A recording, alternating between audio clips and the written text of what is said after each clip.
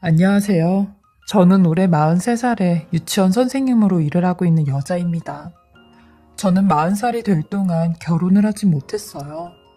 9년 만났던 남자친구와 아이가 생기면서 결혼 준비를 하게 되었는데 결혼 준비 중에 남자친구가 교통사고로 하늘나라에 가게 되었어요.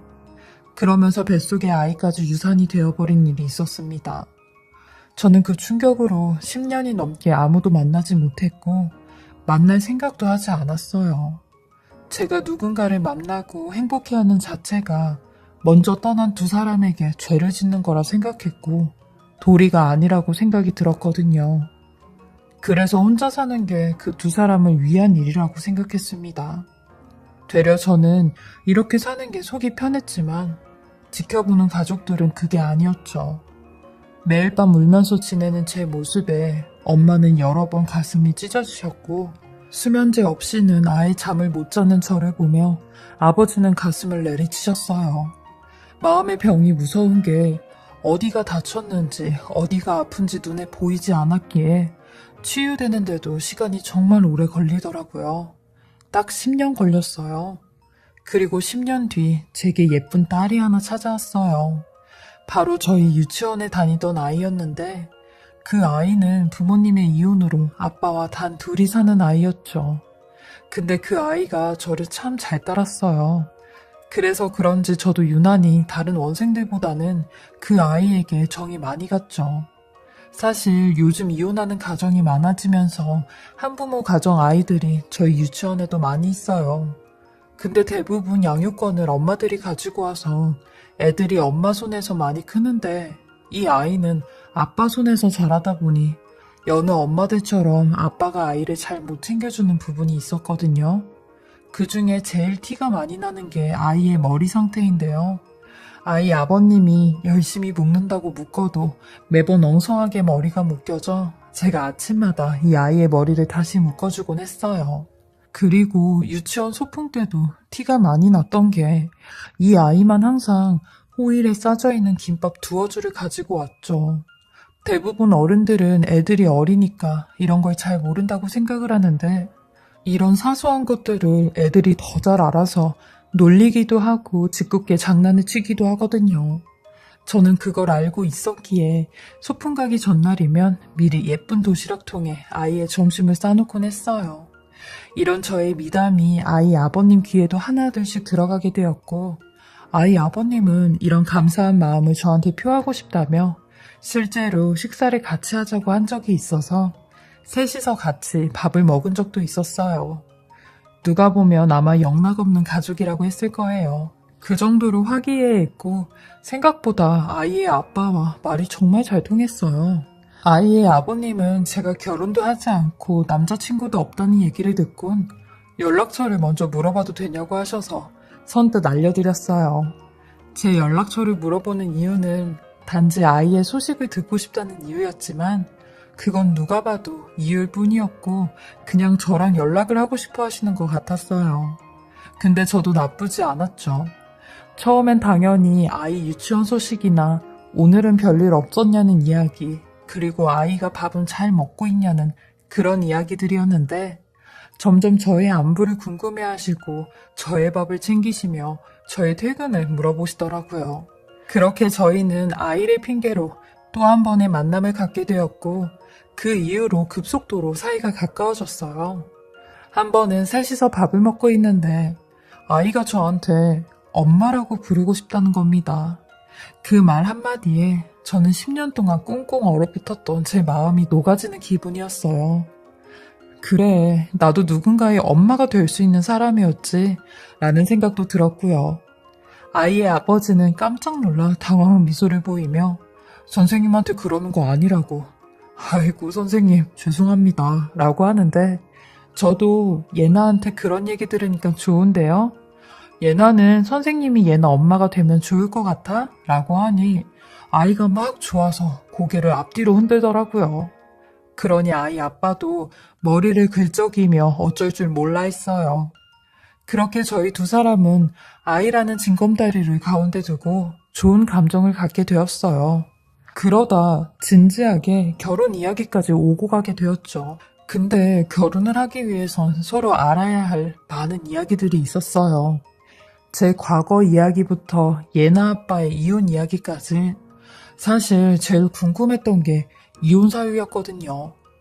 예나 아빠와 사귈 때는 이혼을 왜 했냐고 물어보는 것도 실례였기에 궁금해도 참았는데 결혼 얘기가 나오는 이상 짚고 넘어가야 해서 물어봤습니다. 그날 저희는 밤새도록 지난 이야기를 하게 되었는데 저는 예나 엄마가 그렇게 대단한 사람인 줄은 몰랐어요. 예나 엄마는 수도권 시내에서도 아주 이름난 성형외과 의사라고 했죠. 본인과는 분수에 맞지 않는 여자였다고 했어요. 비교도 안 되는 직업과 학벌, 그리고 외모까지 모든 게 다 출중한 여자였다고 하더라고요. 근데 이런 여자가 먼저 자기한테 대시를 했대요. 친구 결혼식에 갔다가 2차 피로연에서 만나게 되었다는데 둘은 연애 기간보다 결혼 허락을 받는 기간이 더 길었대요. 예나 엄마 부모님께서 반대를 엄청 하셨다는데 그도 그럴 법한 게 의사인 딸이랑 일반 직장인 남자랑 비교해봤을 때 본인 딸이 더 아깝다고 생각을 했겠죠. 하지만 예나 엄마의 죽느니 사느니 하는 소동 때문에 우여곡절로 결혼은 했대요. 워낙 예나 엄마가 예나 아빠를 일방적으로 많이 좋아해서 예나 아빠는 이 사실이 마냥 고맙기만 했다는데 어느 남자가 이런 여자를 마다하겠나요?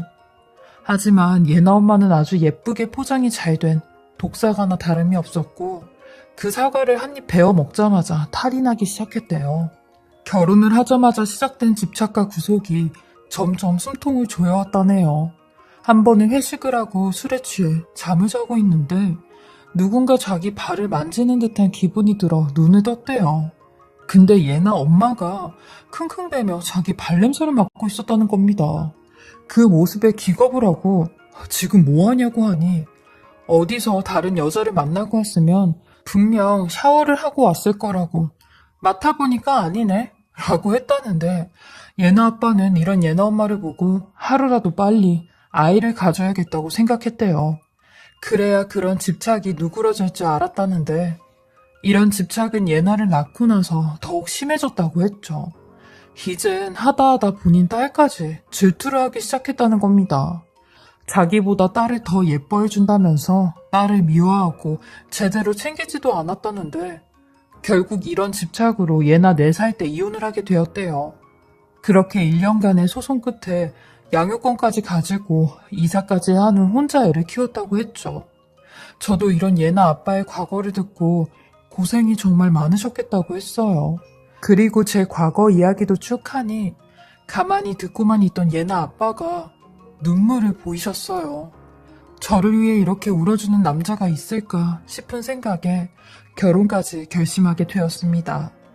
이 사람이면 다시 새로운 사랑을 시작해도 좋을 것 같다는 생각이 들었죠.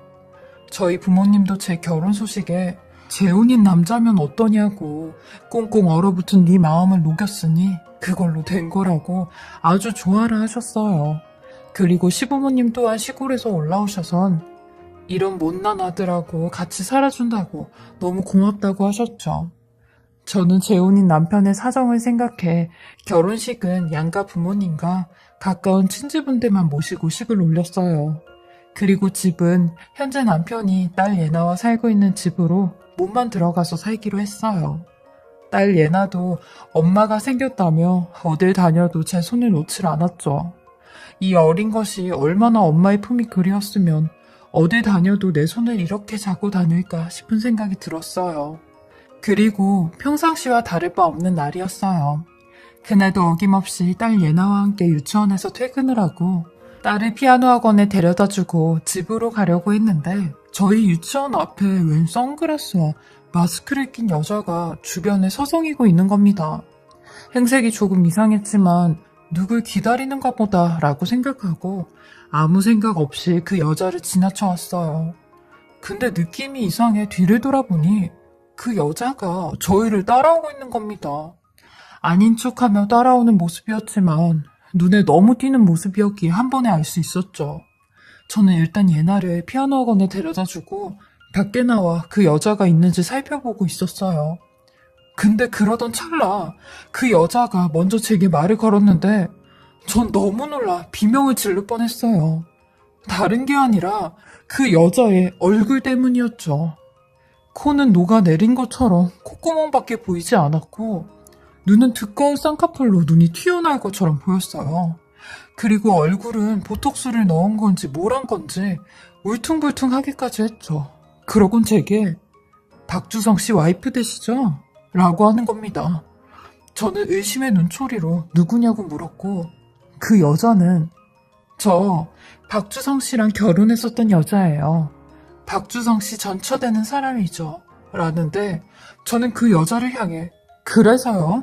왜 저를 찾아오셨는데요? 이미 이혼한 사이고 두 번 다시 볼 사이 아니지 않나요? 주성 씨랑 이혼하고 단 한 번도 예나 보러 오지도 않았다는 분이 예나 아빠 재혼했다고 하니까 저를 찾아오신 거예요? 주성 씨 말처럼 집착이 너무 강하시네요.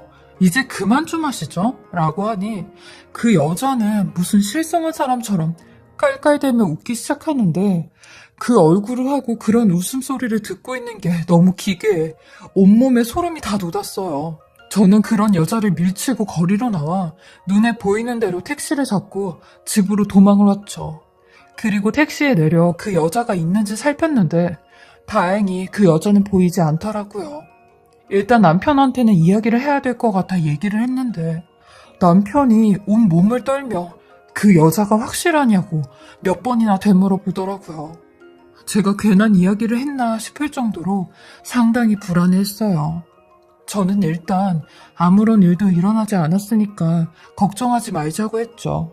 예나도 나랑 24시간 붙어있고 당분간 학원도 내가 데리고 오고 데리러 갈 테니 있어 보자고 했어요. 한 보름 정도는 잠잠했죠. 그래도 경계를 늦추면서 다니진 않았어요. 선글라스를 낀 사람이나 마스크를 낀 사람만 봐도 깜짝깜짝 놀랐으니까요. 근데 결국 일이 터지고 말았습니다. 주말에 저희 가족끼리 외식을 하러 나가려고 하는데 주차장에서 그 여자가 뛰쳐나왔고 저희 남편을 덮쳐버리는 겁니다. 그리고 그 기괴한 얼굴을 들이밀며 주성씨 나야 당신 본부인 나 주성씨한테 잘 보이고 싶어서 이렇게 다시 성형하고 예뻐져서 왔어. 어때? 나 더 이뻐진 것 같지 않아? 저 여자보다 내가 훨씬 더 이쁘잖아. 안 그래? 나 좀 봐줘봐 하며 몸으로 남편을 누르는데 그 모습에 저희 아이도 울고 저는 아이를 달래고 남편은 그 여자를 떼어내고 그야말로 난리가 났어요.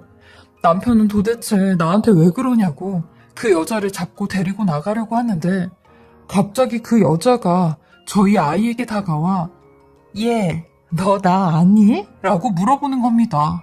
그러니 예나가 대성통곡을 하며 아줌마 누구예요? 나 아줌마 몰라요. 라며 막 제 뒤에서 숨는데 저는 그 여자를 밀치며 지금 뭐 하는 거냐고 했어요.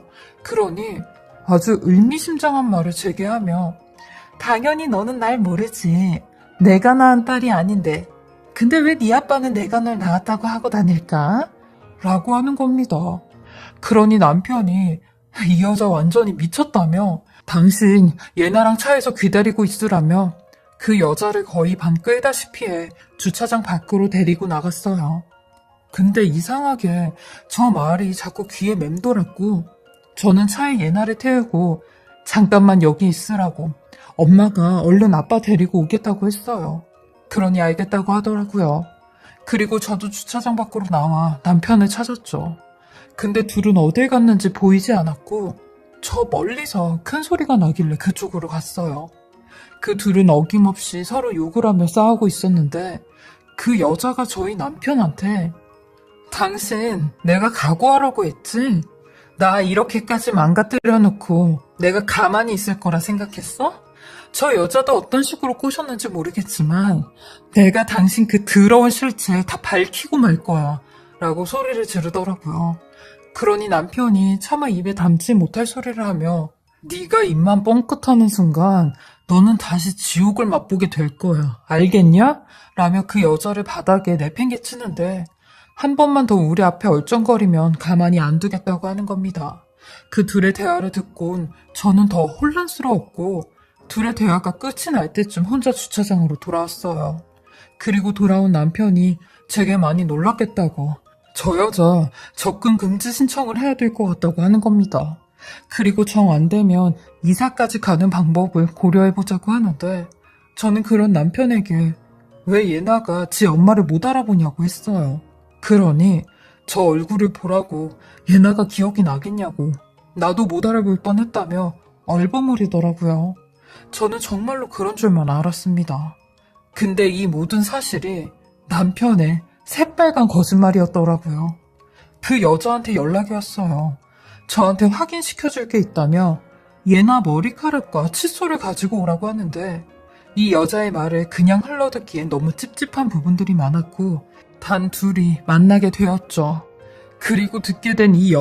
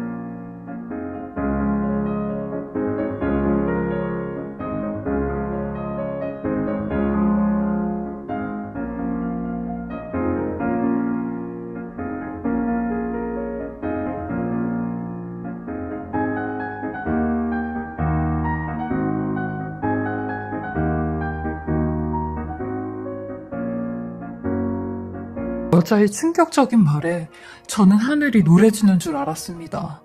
이 여자는 남편의 말대로 성형외과 의사였는데 남편과의 결혼이 첫 번째 결혼이 아니었다는 겁니다. 재혼이었다는데 남편 또한 애 딸린 싱글 데디였대요. 그 사람이 예나가 내 딸이라고 하죠. 저는 예나가 어떻게 생겼는지도 몰랐어요. 자기 부모님한테 예나를 맡겼으니까요. 그리고 내가 집착해서 이혼한 거라고 하지 않았어요? 이 인간, 이 수법으로 만난 여자가 한두 명이 아니에요. 그리고 집착은요, 내가 아니라 그 인간이 했죠. 의처증이 점점 심해지다 보니까 나중엔 하루 종일 제 병원에서 저를 감시하기 시작했고 이혼 얘기를 꺼내면 저한테 손을 대기 시작했어요. 근데 이혼을 한다고 해도 내가 이 사람 손아귀에 벗어나지 못하겠더라고요. 점점 스토커처럼 저를 얽매이기 시작하는데 종당엔 제 스스로가 피가 말라 죽겠더라고요. 그래서 이 인간이랑 헤어지려고 일부러 내가 내 얼굴을 이렇게 망쳐놓은 거예요.